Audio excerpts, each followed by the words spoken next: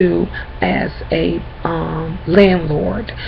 You can, you know what, go make flyers, put the flyers out in store. The number one places that they are is billboards everywhere for your stores, for your at different fun activity places. All these places have little billboards where you can put your flyers or business cards or whatever, just asking for a college student or someone to basically manage your properties.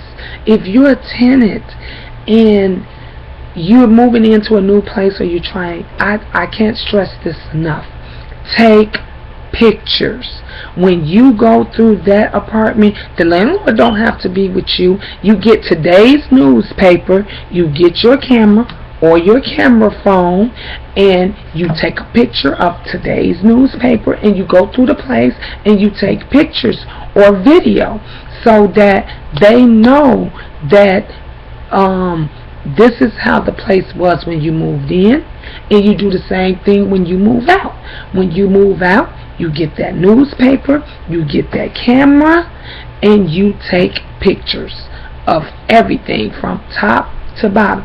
If issues develop and you know something needs to be fixed, take a picture of that. Take a video of that. When I used to have problems or issues in my home, I would take a video of it in the picture, and I would straight from my cell phone email it to the landlord, or send it, text it to the landlord. You can text pictures and you can text videos, and I would send it to them right away just to let them know that this is what's going on, and then see how long it takes right on your calendar. I called the landlord today, or I text them the pictures today, and it took them 3-4 days to come out. They came out today, or a week, or a month, whatever the case may be. So then when you move out, they can't say this is your fault or this is, their fault.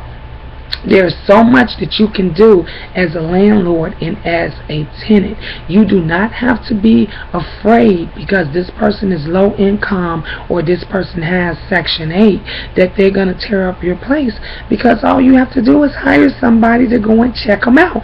I used to do it, like I said, all the time. I would go out and I would basically bring back the landlord a packet, a folder of stuff that had all of that tenant's information, their job, their children's school, and all. Because the one thing don't change is because people will slip out on you in a minute, but a person, if they got younger children, they got to put their kids in school. So you can always track them down through school records. And these are a lot of things that you could do as a tenant or as a landlord. I had a young lady the other day and just said, I don't know why maggots keep coming in my bathtub. And she said she had an issue with squirrels that got in, and I told her, well, something's dead. It's either in the wall or under the bathtub, and the maggots are coming in. She said, well, the landlord came and put some stuff down so we don't smell anything, but we keep seeing the maggots. Well, he needs to come and clean that out and take care of that. You shouldn't have maggots crawling up out of your drain, So I told her, take pictures and document that. The countertop is pulling away from the wall. You see splits and stuff. Take pictures of that. Keep a record. I can't stress it enough where I say, go to the dollar store, get you a cheap calendar, and just write down everything. I keep accurate records for everything. My landlord used to say, Gina, you should be working for me and keep my stuff organized. And that's why I had lasted in the property management business so long, because I'm always coming up with new things and new ideas that work for the landlord and for the tenant. I used to take 3 copies myself, and I was working for the investors, but I used to take 3 copies of pictures. I would give the property investors one, I would give the tenants one, and I would keep one for myself, because I'm neutral. I'm going to be honest, and I'm going to say, this is how the place was when they moved in, this is how it was when they moved out. If you call me and say there's a situation, you can talk to me, because I understand that you can't talk to a lot of landlords. So I don't have a problem with going and talk to them. And I'll come back out and I'll take pictures and I'll say, okay, I'm going to get this picture to the landlord.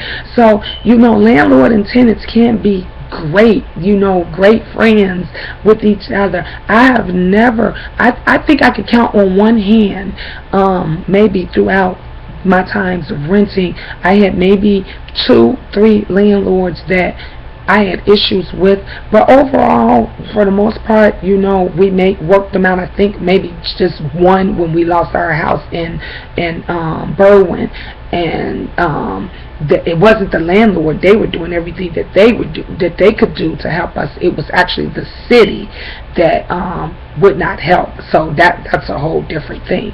But you can work together and work this out and be perfect tenants and perfect landlords. If you want to know more about what you can do as a tenant or a landlord, please contact me, Momma Diva, at Gina's Property Management at yahoo.com, and I would love to help you out, or you can leave me a message here.